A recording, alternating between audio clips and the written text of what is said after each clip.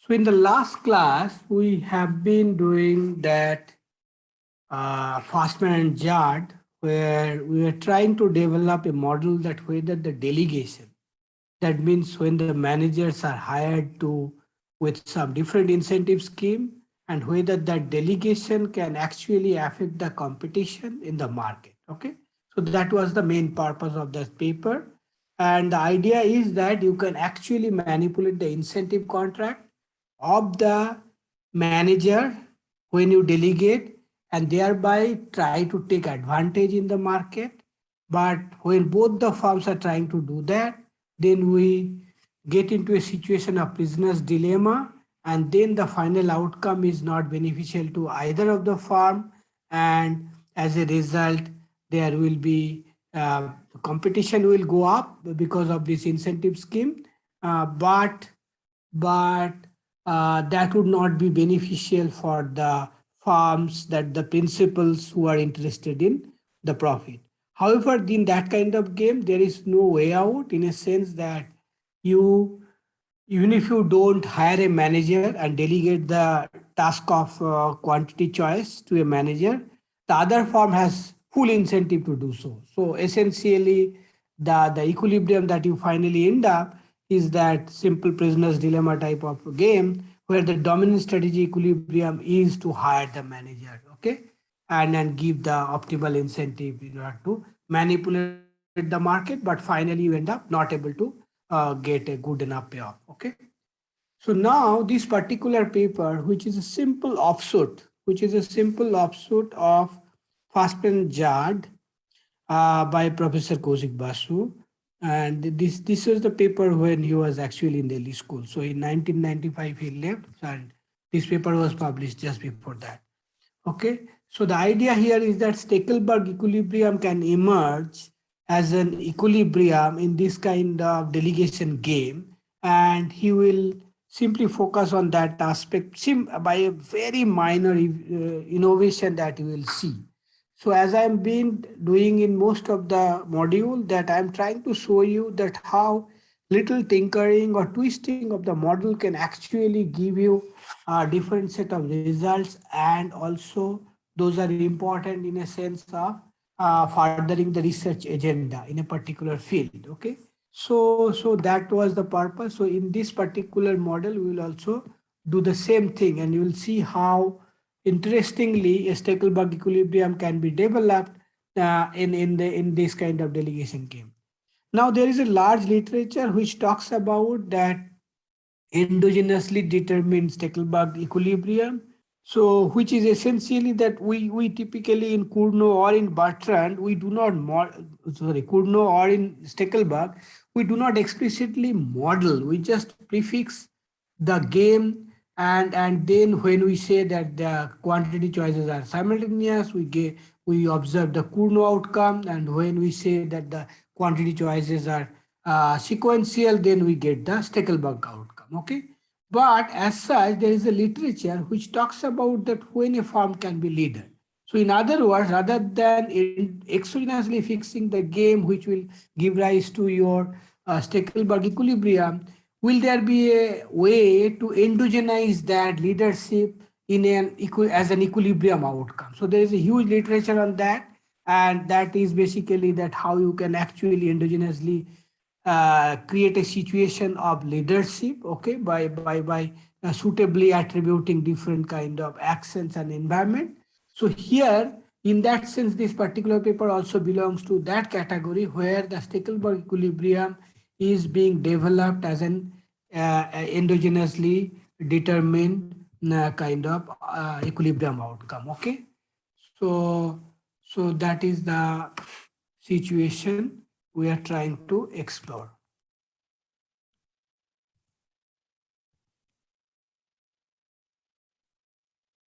The idea is that you can decide whether to hire a manager or not, and depending on the combination of optimal decision by the two firms, you might end up getting situation that one firm hires a manager and another one does not. And if such a thing arises, then what kind of equilibrium will emerge, and whether that can be shown as a is as an asymmetric equilibrium where one firm hires a manager and another does not. And in that case, we know that whenever one does and another does not, then it will become like a Stackelberg leadership for the guy who has hired the manager. So it will manipulate the incentive in a manner that it would lead to Stackelberg leadership position in the market competition stage. So the basic framework is all the same as Fastman and Jard, albeit with the change of notations, like X1 and X2 are now the quantities. Similar linear demand curve. This is the cell. And then the decisions that are being endogenized is whether to hire a manager or not, with a binary variable mi, which can take two values, either 0 or 1. 0 means no hiring of manager and 1 means hiring of manager. Okay. And then the similar game is being played. In period 1, these hiring decisions are made. In period 2, each owner who has a manager picks up objective function for the manager. Managerized objective function can only belong to the following class, which is essentially a combination of profit and sales. And then the linear contract that can be given is AI plus BI RI. So RI is the variable on which this particular contract is written. Okay. So based on this linear contract, the game will be played. Now, additional assumption. So could you please explain this, why they are taking AI plus RIBI as the contract? I mean, it was there in the previous paper too in the footnote. So here it is not in the footnote. So that should tell you that is important. Okay. So you are making a contract contingent on certain outcomes. Okay. Now here the outcome that the firm is interested in is this alpha I pi I plus 1 minus alpha SI. This alpha is the choice variable of the firm. So firm will be able to calculate these final outcome after all the choices are made. Okay. And the manager's compensation will be based on this final outcome RI, which is the combination of pi I and SI. So is there any definitional problem that you foresee that you will not be able to calculate this or something? Otherwise, at the end of a game, if you are making your contract contingent on certain variables which are observable at the end of the day, and then based on that you are making a payment, there is no issue.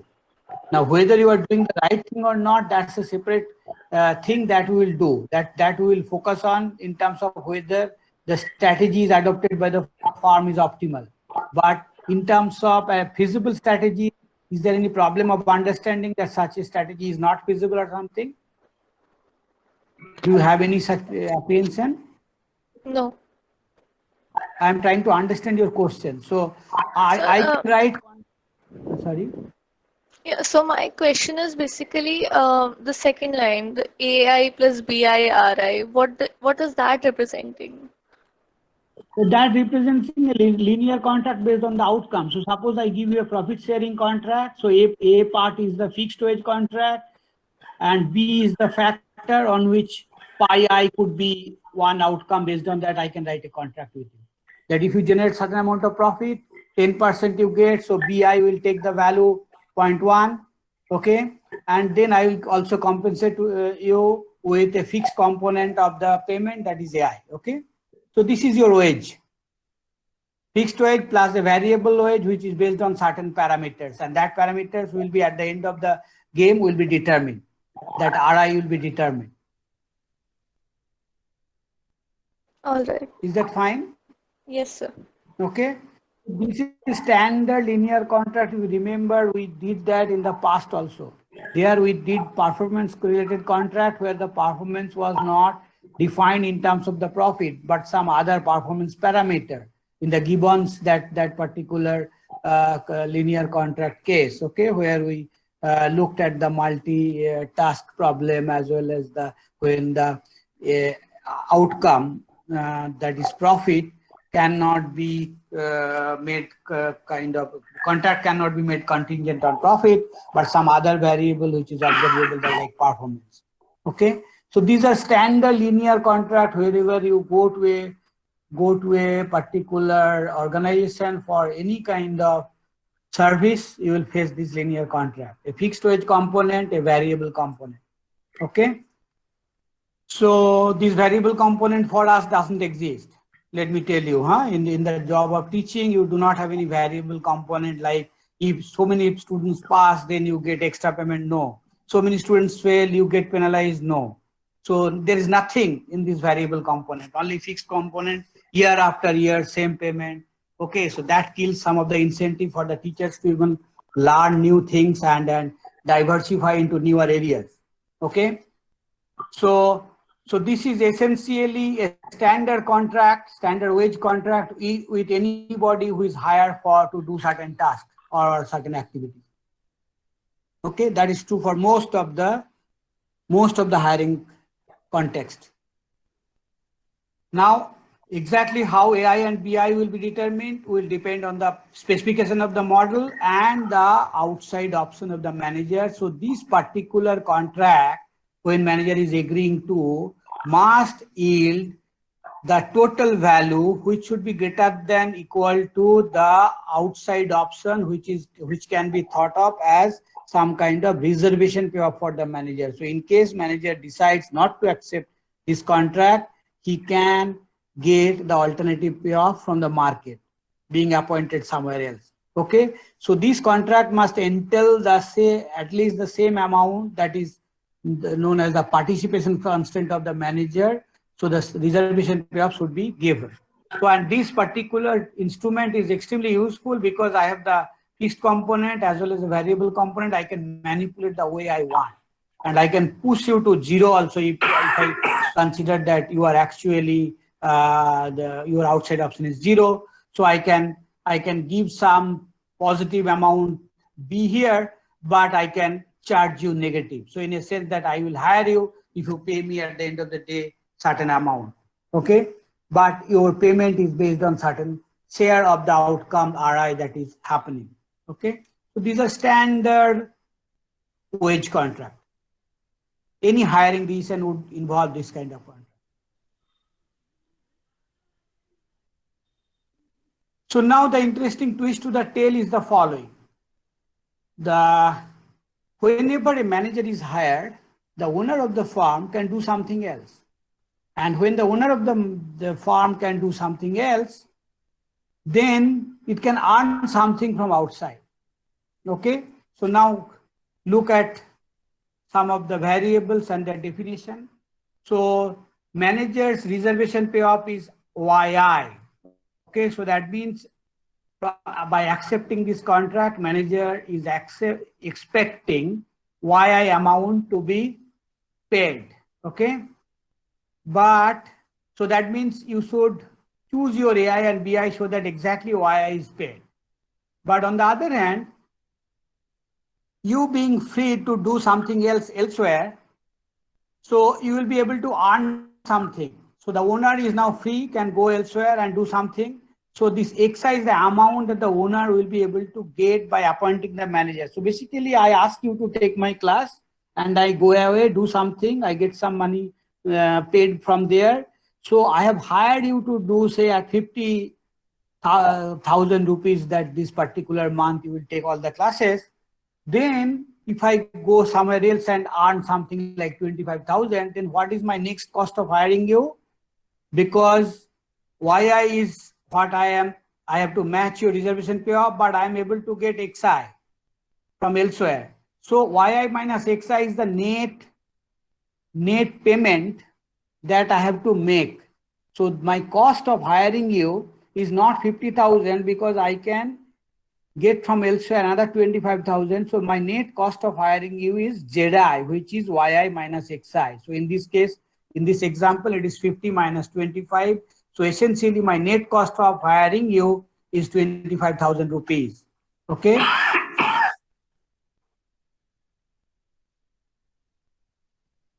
So So then what would be the owner's net profit? Net profit will be pi I is the profit minus Zi is the net cost of hiring the manager. So pi I minus Zi will be the profit. And what is being assumed, the way I have also told you the example, that Zi is taken to be positive. So that means that even if I am freed, I am going to do something else somewhere, but I need to monitor whether you are delivering the lecture on time, delivering the right kind of content. So that way I need to incur some monitoring cost. So as a result, I will not be able to full-time receive a kind of relief from this commitment. So as a result, I will not be able to get a full-time salary elsewhere. So my XI will be lower than your YI. So as a result, the net will be Y I minus XI will be positive. So that is assumed here. Okay.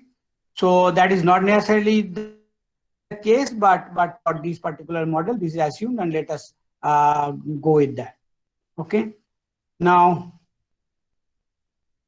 so Z1 is firm 1's net cost of hiring a manager. Z2 will be the firm 2's net cost of hiring a manager. So Z1 and Z2, they are essentially now will determine the net profit from the hiring the manager. Okay, pi I minus Zi. Clear? So now you can look at the standard way the Fastman-Jard is solved. So when both the managers are appointed, you know that what are the outcomes that are possible. So these are the standard calculation that was done also in the Fastman-Jard. Okay. So now based on this, you will be able to find alpha 1, alpha 2 optimal. So that is given here, corresponding quantities, corresponding profit. Okay. So all these things are given there. And how this XI is kind of calculated, because managers are appointed, so managers will be maximizing their RI, because that will maximize their payoff through the BI factor, okay, which is assumed to be positive. So this XI will be determined by the manager, okay? And both the managers will be choosing XI, and all these things will finally end up what the subgame that was already considered in Fastman-Jard. So Fastman-Jard was actually focusing on this particular subgame. Now there are other possible combination of subgame, because imagine now that one firm hires a manager, another does not, okay, and also both of them do not hire a manager. So those possibilities can easily be calculated, and you will be able to, so you will be able to construct this by matrix with these two decision variable. 0 means no hiring, 1 means managers hire. So now if you consider this game being played between owner 1 and owner 2 in the beginning in terms of whether to hire or not, then you will be able to find out all the payoffs, okay? All the payoffs. So these are two asymmetric situations, diagonal element, sorry, off diagonal, and diagonals are like with hiring and without hiring. So this particular subgame is already calculated in Fastman-Jard also, and here also you can calculate them and you get those corner values. That is the right, what is that called? Southeast, right? Southeast corner. Okay. So these payoffs are already there, Fastman-Jard. Now those particular payoffs are now a outcome of a sub game here, because if both of them choose 1 and 1, then you end up getting this. But what happens if one of them choose 0 and another one chooses 1? That means one firm hires and another firm does not. Then, if you remember, we also focused a little bit in terms of special cases. Now we have to look into the other possible. Are you able to hear me? And are you able to see this set of equation 5, 6, 7, 8? Yes, sir. You are able to see, right? Yes, sir. Okay, so the screen sharing is working then. Okay. Now we have to look into the other possible situation where one firm hires a manager and another does not. And you know that in the previous Fastman chart also we talked about that if alpha 2 equal to 0, then alpha 1 should be suitably chosen in order to achieve the Stackelberg leadership position, okay, and that will give him the maximum payoff for the firm. So that particular thing can easily be implemented. In this particular case, what is happening that firm 2 is switching the reaction function. Okay, so this is a situation where firm 1 doesn't hire a manager, so its reaction function remains same like AB. And for firm 2 it is CD, and then firm 2 shifts the reaction function to another point which is C dash and D dash. Okay, but this is a straight line that is being talked about. And then this is the isoprofit pi 2 star is the isoprofit line which is tangential to the reaction function of AB. So that's the position where it would optimally incentivize the manager so that manager chooses X2, which will be corresponding to the point S, okay? And given that the manager of firm 2 is choosing X2, then the manager of, the manager firm 1 doesn't have a manager. So the optimal quantity choice for the owner of firm 1 would be the follower's position, okay? Because that's from its reaction function, that's optimal Nash strategy. So now, given this particular choice that is implemented and S will be the outcome, so we'll be able to find out the values of this asymmetric situation where firm 2 is hiring a manager and firm 1 does not. So this particular cell will be the outcome, okay? Similarly, exactly opposite will happen when firm 1 hires a manager and firm 2 does not. And the fourth possibility is this one, okay, which is when no manager is appointed. So it's a standard Cournot competition with pi 1 and pi 2 Nash equilibrium.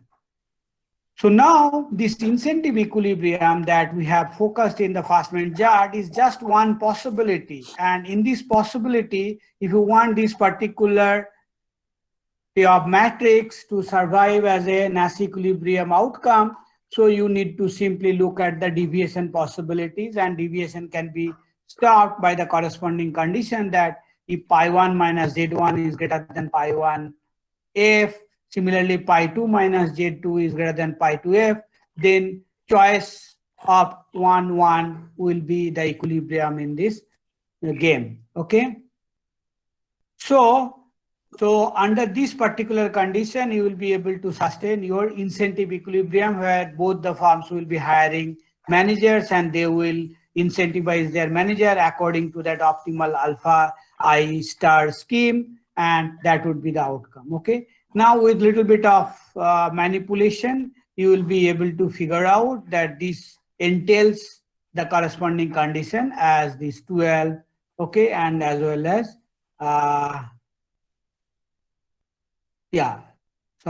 it is easy to work out this condition in terms of the endogenous parameters of the model. So this particular outcome you should be able to find the exact condition under which this will hold, okay?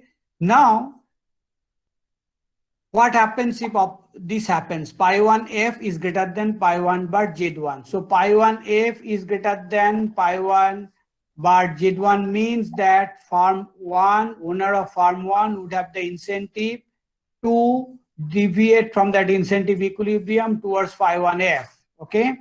So if that happens, so owner 1 will be choosing 0, okay? And then you have to look at what will happen to the choice of owner 2. Should owner 2 choose 1? Now it will choose 1 if the next condition 13 is satisfied, okay? So under 12 and 13, you will be able to sustain this particular combination of action as the equilibrium, okay? And these are the payoffs that will be generated. So now the condition for this to be an equilibrium where 0, 1 is the outcome choices of the two owner. So you will be able to find the condition under which that happens. So these are the two conditions. This follows directly from the relevant expressions that are already worked out in this model. Okay. So now the question is that, is it because the two X1, capital X1 and capital X2 are different? So for example, two owners might have very different outside option, because remember that our managers have outside options which are in terms of their YI. These were the participation constant of the two manager YI. Okay. Now the XI could also be different. Okay. Now the question is that the net cost of hiring manager, is that driving the show? Now to counter that point, here the observation that is being made is that even if Z1 is equal to Z2, okay, then also, and that is taken to be some constant Z, so which means the net cost of hiring the manager, if both of them are same, then even then you will be able to sustain this asymmetric equilibrium, and the condition for doing so is given by this particular expression, and they are nothing but they are derived from 12 and 13, okay, and suitably looking at which side is greater. So they have this particular condition is stated here. Okay, so is it clear? Now, apart from this asymmetric equilibrium, you can also have this particular equilibrium where no managers are higher, because it could also be the case that the amount of money that you have to pay to the managers for hiring is too high, so which might lead to that all these other payoffs are actually dominated and pi 1n and pi 2n. So pi 2n could be greater than pi 2n minus z2 when z2 is too high.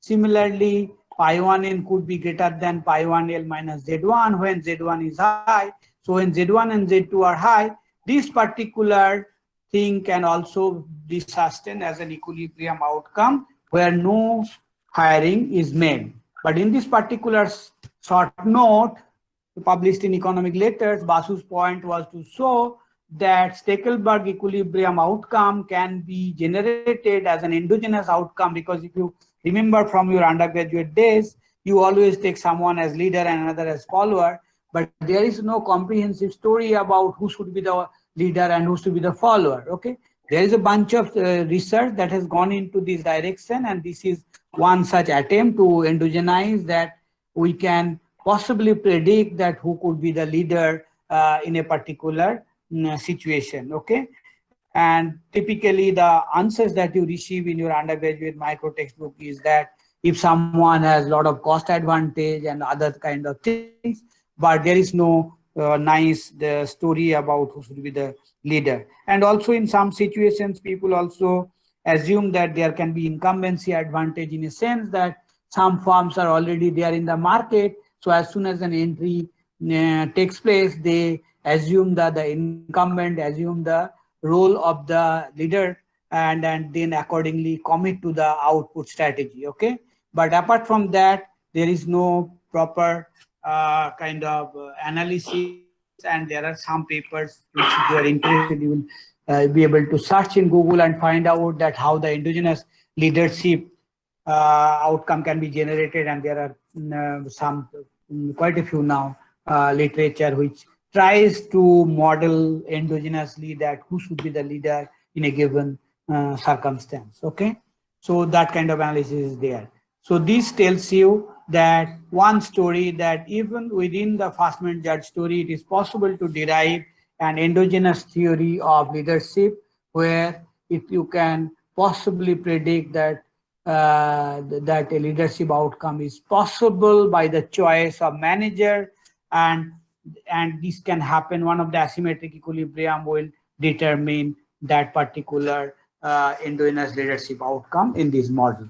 Okay, clear? So if you want farm 1 or 2 to be to hire a manager and that has the final leadership equilibrium outcome, then you will possibly have restrictions on this Z1 also to ensure that that's the only equilibrium outcome that is possible in this game. Okay. Similarly, if you want this particular pair as the leadership outcome, and in that case, farm 1 will be the leader and farm 2 will be the follower. So that is also possible. So you have to suitably choose your parameters. So it is Z1, Z2, and these values are already determined in your this pi1n and pi1 bar are already determined by the Kuno competition. So you will possibly be able to generate that leadership outcome. Okay, clear? So this particular condition that is stated is telling you that it is possible to generate one of the asymmetric equilibrium even when both of them have same net cost of hiring the manager. Okay, but if they have asymmetric cost of hiring the manager, then the outcome can clearly move in one direction than the other. So that means it could be that given the Z1, Z2 being different, only farm 2 will become leader or farm 1 will become leader. Other equilibrium outcomes are not possible. Okay, so these are some of the home tasks that is given to you to determine that under what condition I can categorically establish with the help of this pair of matrix that farm 1 will be the leader. So you have to check all the possible variation and try to establish that that's the only equilibrium, no other equilibrium are possible. Okay, but Koushik's point was very simple, that we can generate endogenously the leadership outcome by introducing a simple step that hiring decision is endogenous. Okay, so now it is clear that how a paper can easily be extended and published. So is it clear? So this I am telling you because often some of my students who are good students, that is it right to pursue research? Now the problem is that research is not necessarily for the super brilliant. Research is even for the ordinary people also. We would just need to have innovative mind. Okay, and it is not that all research is path breaking. Okay, Nobel potential, even Nobel contributions are also questioned sometimes. Okay, so leaving aside that controversy, but simply that it is not necessary that to do a research career you need to only choose the research career that you can get a Nobel Prize, and otherwise you should not choose that career. That's not true. Research career can be pursued depending on your liking and passion, and especially it has nothing to do with your marks. Let me tell you very categorically, some of the best minds, brilliant minds, if you look at their undergraduate and postgraduate marks, you will be shocked. Okay, and those people never put out those undergraduate and postgraduate marks in the internet, so you do not have easy access. But the people with the memory and history, they will be able to tell you that who scored what in undergraduate DU system and undergraduate Delhi, in postgraduate Delhi school, but later become truly famous in their respective field. Okay, so that's how research is done, and they can be simple steps, minor steps, but they can bring in new insights, new kind of prediction and an analysis. Okay.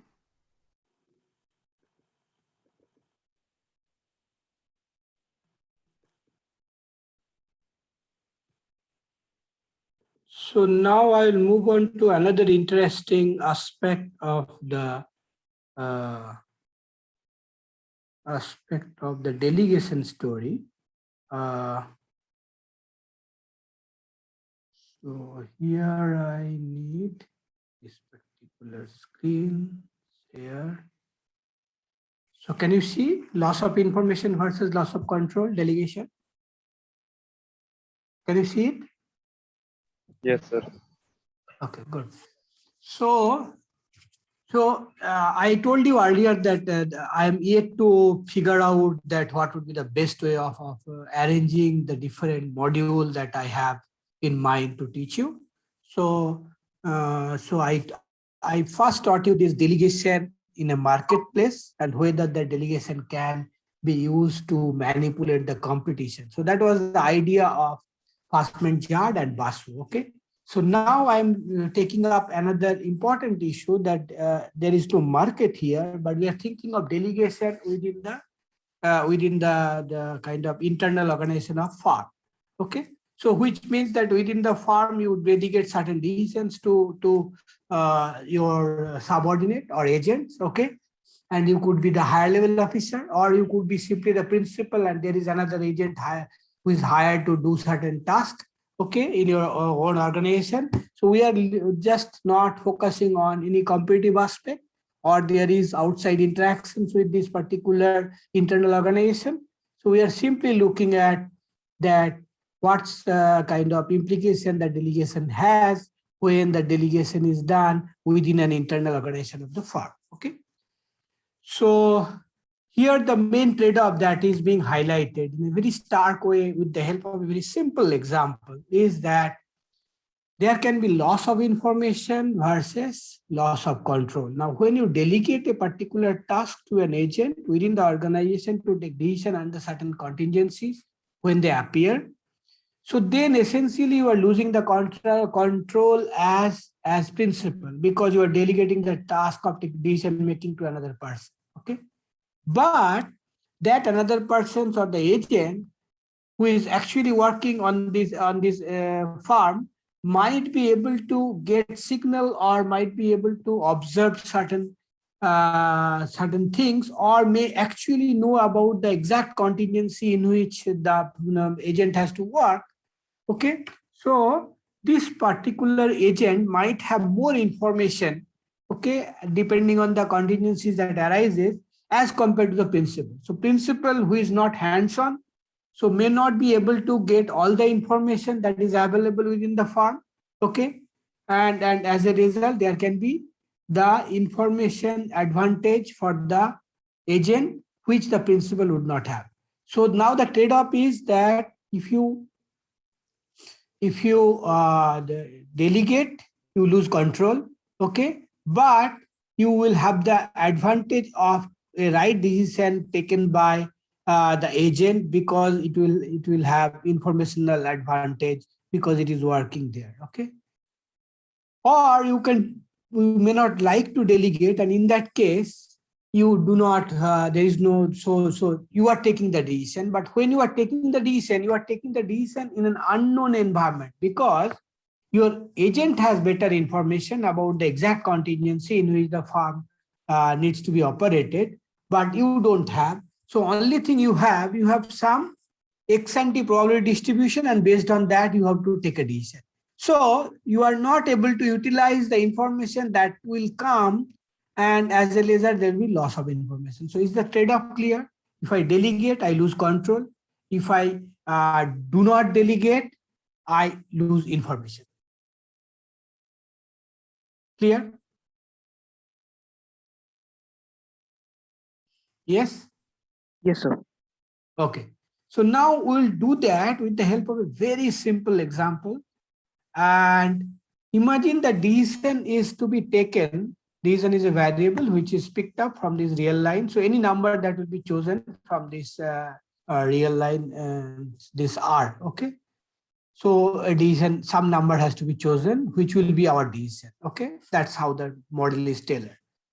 Now, so both P and A would like the decision to be tailored to the state of the world. Okay, so it is not that they are not interested in the state of the world. So state of the world will be S, which is drawn from a set capital S. Okay, and the principal chooses the control right allocation, which means that this is the player who will actually take the decision. And what is that player? That player could be either principal or agent. Okay, so the initial stage, principal makes this allocation that, okay, I will take all the decision. So in that case, my G will be P. Okay, so the player which will take the decision is P. or I can simply delegate the control rights to the agent. So in that case, the decision will be made by A. Okay, so G is equal to A there. Now, player G makes the decision and then player's preferences are different. And this is very important and this drives the entire story. So principal's preference. Now, principal is interested in maximizing this. Now, don't be kind of afraid of looking at these negative payoffs for both, okay? You can simply add some large number here, say X, okay, minus this, or Y minus this for these guys. So in a sense, we are focusing on, say, fixed large number minus this. So that way you can also think, okay? So the utility, we are not focusing on that fixed amount. So these are basically minus D minus S whole square. So in this case, what would be the principal interest? Principal interest is to maximize utility. Now, when it does that maximization, the best thing for principal is to choose a decision D which is equal to S. Is it clear? Because in that case, this will be 0, and that's the best possible circumstance for the principal. Another way of looking at it, if you use X minus this, so essentially, if you are able to tailor your decision to the exact state contingency, you end up getting that optimal pay of X. Otherwise, there will be a drag on the surplus on X, and that would be given by that any divergence between D and S. Is it clear? Is it clear?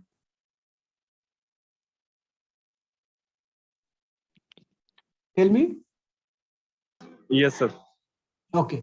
So you will see this kind of things to the largest extent in when you do Parikshit course in the next semester on institution. Okay, when he does some kind of TikTok games and other things, starting from this kind of situation. Okay. Now look at the agent. Agent, its own payoff is D minus YAS whole square. Okay. So for that means that agent is interested in choosing a decision D which is equal to YAS. Now, what is that YAS? Let us define YAS as alpha plus S. What does that mean? That means agents get to know about the true state of the world, which is small s. But agent has a bias, or agent has some kind of interest that the decision should be S plus alpha, and that alpha is the bias. So in other words, there is a conflict of interest between the principal and an agent, and we are trying to introduce that conflict of interest by making this alpha, which is different. So in other words, principal ideally like a decision S equal to D, whereas the agent ideally likes a decision alpha plus S. Clear?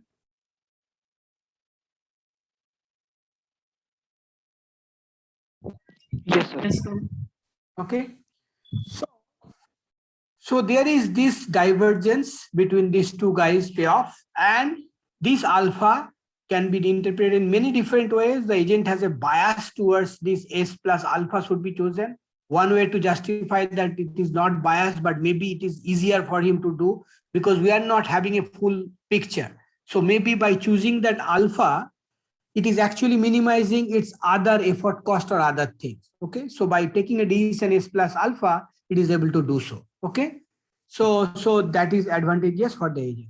So now we are able to, with the help of these two objective function, we are able to show a tension between the two parties in terms of the decision making. If the decision making is vested with the agent, then agent would like to choose D, which is exactly equal to alpha plus S, because that will then make agent better off. The maximum payoff will be obtained by that. On the other hand, if the decision rights are with the principal, then principal will be choosing D equal to S. Okay, so the exact state contingent decision should be chosen. Now we are assuming that S follows a uniform distribution between -1 and 1 on this support. Okay, and then the timing of the game is the following. P chooses the allocation of control rights, G, that will take, sorry. So is there any particular reason for this functional form of the utility? So the reason is that simply I would like to pin down is in the easiest possible manner without Lagrange or anything, that where my bliss point is. Okay. So I can easily pin down without anything, right? Now any divergence from those will be a drag on my utility. So that's what is being captured by here. And then many of the models which are otherwise complicated to work with a kind of broader utility set, utility function, uses this type of utility function. And then this is the easiest way to show the conflict. Okay.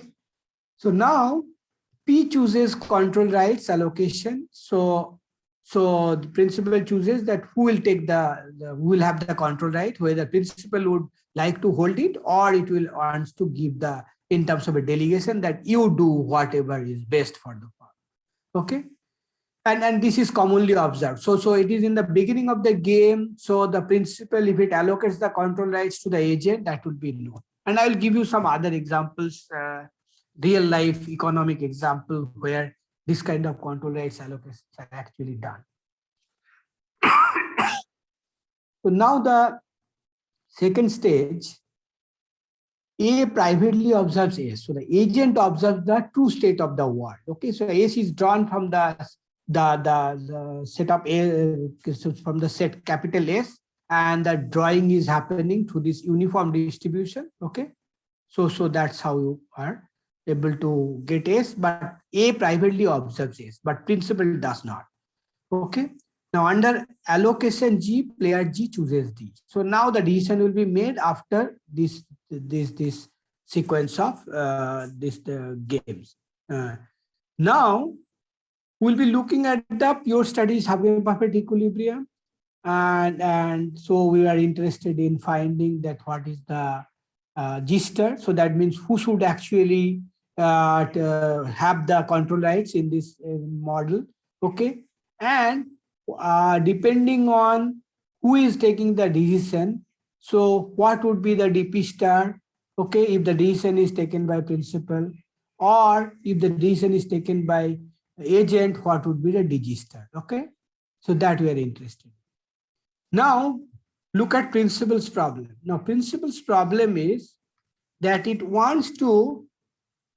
doesn't have any information, so it wants to maximize its own payoff. And what is that payoff? Payoff is that it has a utility function, and based on the decision that will be made, remember that we are allowing that G can be either P or A, and depending on whether D is whether the G, that the decision maker is P or A, you know the corresponding X D star will be chosen. Okay, so this particular D will now become DG star, where G can be either A or P. Clear? Now if it is A, then obviously you know that something else will be chosen, and this will have some kind of value which is alpha plus S minus S, so this will be minus alpha square. Okay, so we will be interested in maximizing, the principal is interested in maximizing this expected payoff, because it knows if it delegates, there will be decisions, and then that decisions will have fallout. Similarly, if it keeps the decision, it will also have fallout. So the principal's problem is to maximize this expected payoff. Okay. Now, so under G equal to A, given S, what would be the A's problem? A's problem will be to solve its payoff, but there is no expectation because A gets to observe S perfectly. Okay, that what is the true state of the world, and then its decision will be maximized with the choice of D, and D minus alpha plus S whole square. So this will clearly tell you that D star A S will be alpha plus S. So whatever S it observes, it will choose a decision which will be alpha plus S. Okay, and you know that this is creating a divergence from the principal's focus of utility function. Now under G equal to P, principal will solve the expected payoff by taking a decision D. Okay. Now when it is taking this expected when it is maximizing this expected value, okay? Now you have to help me out here. So what would be the principal's choice? Now remember that we have taken a uniform distribution, okay? And in that uniform distribution, so S is uniformly distributed between this -1 and +1. So the expectation S will be equal to 0. And principal decision will be based on that expectation S, because it doesn't know the state of the world and it knows the prior distribution. So its decision will be expectation S. So is it clear?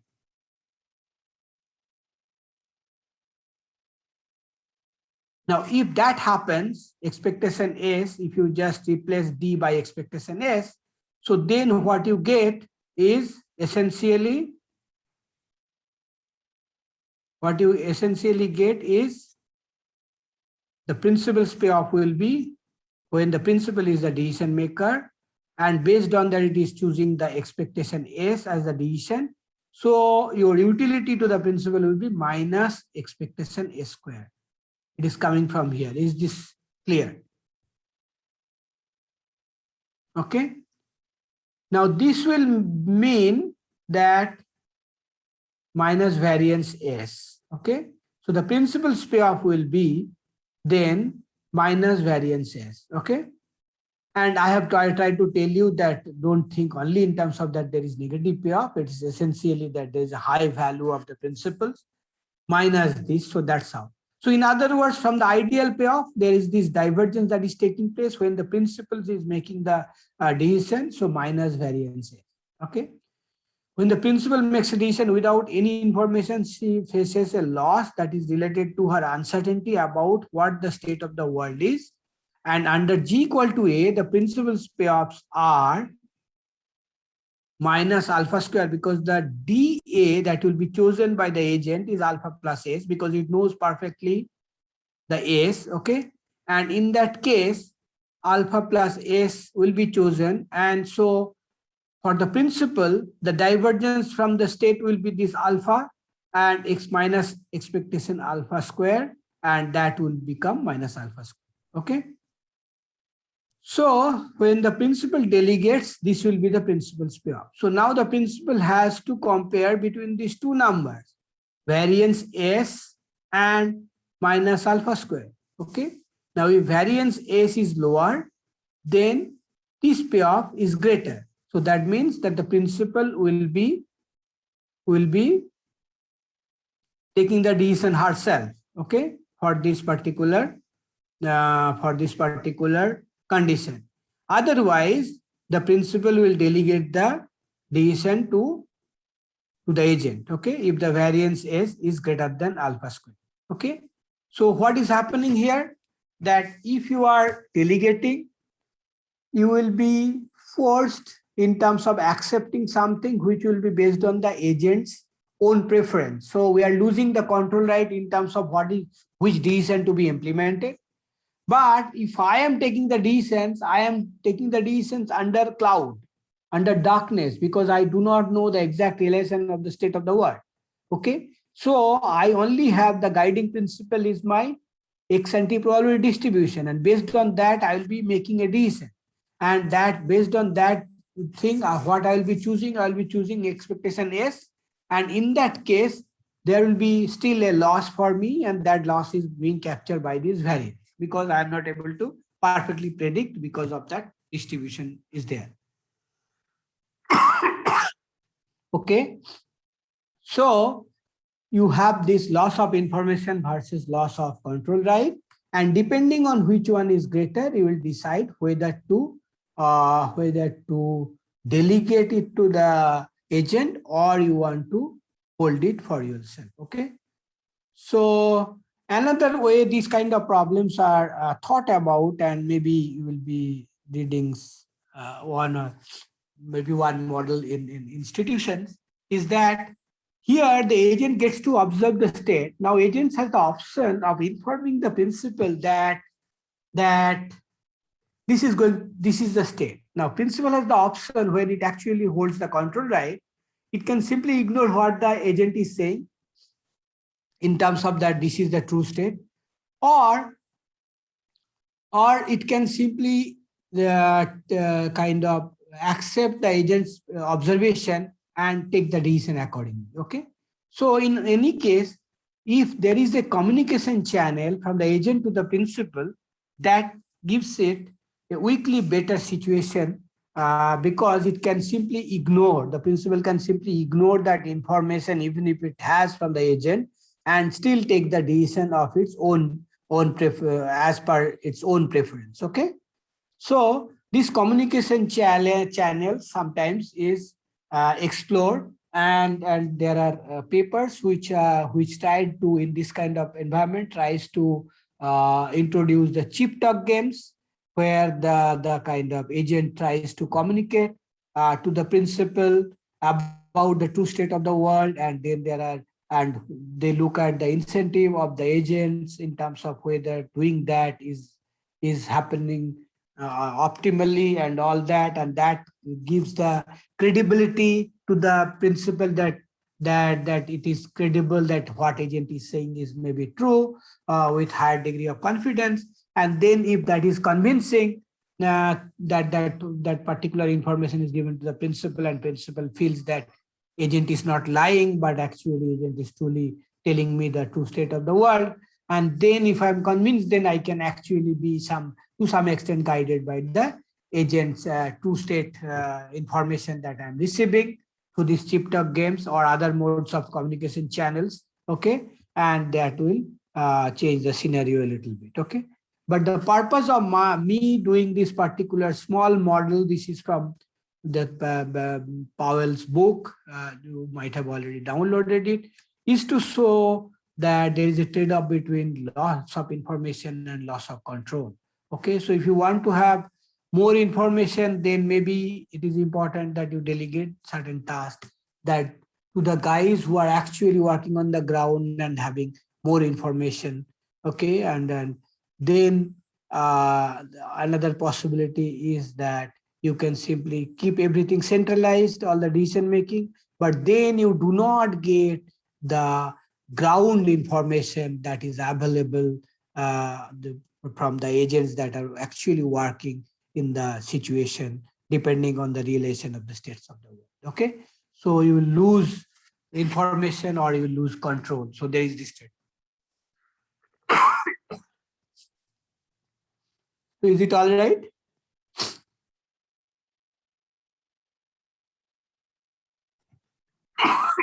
Any question? No, sir. Okay, so please read them, and they are very interesting things, but these are essentially the building blocks for some of the future interesting studies. So you can easily understand from this very simple thing that how the information channels and the communications can be extremely important. And there are plenty of recent literature which are also coming in terms of the information processing, and you will see that this kind of model utility function and then a kind of stuff is being used in there. Okay, and if you look at the current world, there are plenty of works on information processing, because you know that there are plenty of news, but among the news it is very difficult to find out which one is a good one, which one is not so good one, which one is credible, which one is not. Okay, and also that these particular type of models are also widely used, and I'm sure Parikshit will do a couple of those models, that how you actually get. So essentially think of the following situations. You are the minister and you have secretaries. Okay, and secretaries might have better information, he is specialized, working on the field for longer term. Okay, or think of a situation where you are the president and then you have advisors.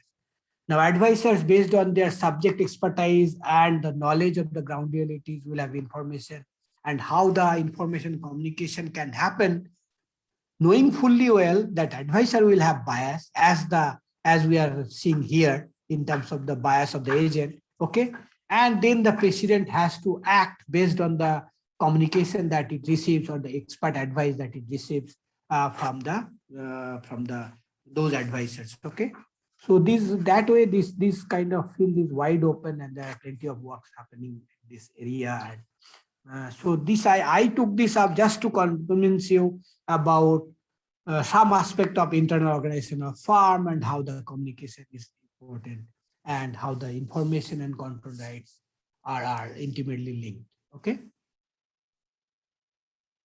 That's all for today. And anything else, any questions you would like to ask? Sir, which paper is this from? Like the So this is directly, I have copy pasted from Michael Powell, that book, which is available. It's not book, it's a lecture notes on this particular organization economics, widely available on the net. Okay. So this is basically lecture notes that they are following in Harvard and MIT. Okay. And I am only doing bits and pieces from there because not every portion is doable in the class for our kind of class. Okay. And so there you will find this is there in I'll circulate the exact reference if you need, but if you have the book you will go to the content and you will find loss of information versus loss of control. Okay, very simple. There is only one topic there. Okay, and then there is another issue which I may not be able to cover, and that's also important to understand, is that loss of control versus loss of initiative.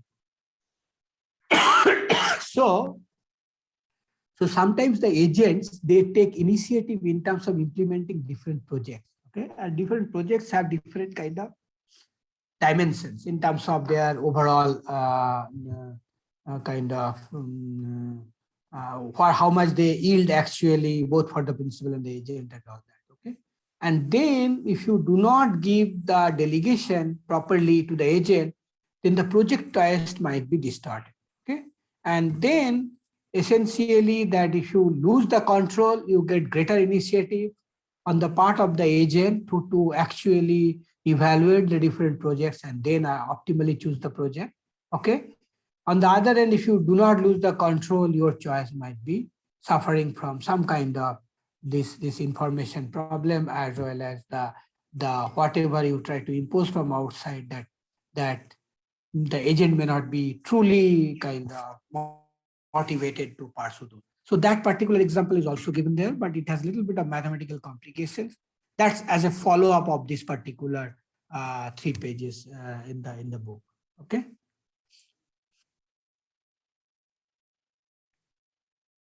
Okay, that's all for today. Now, anything else if you want to ask?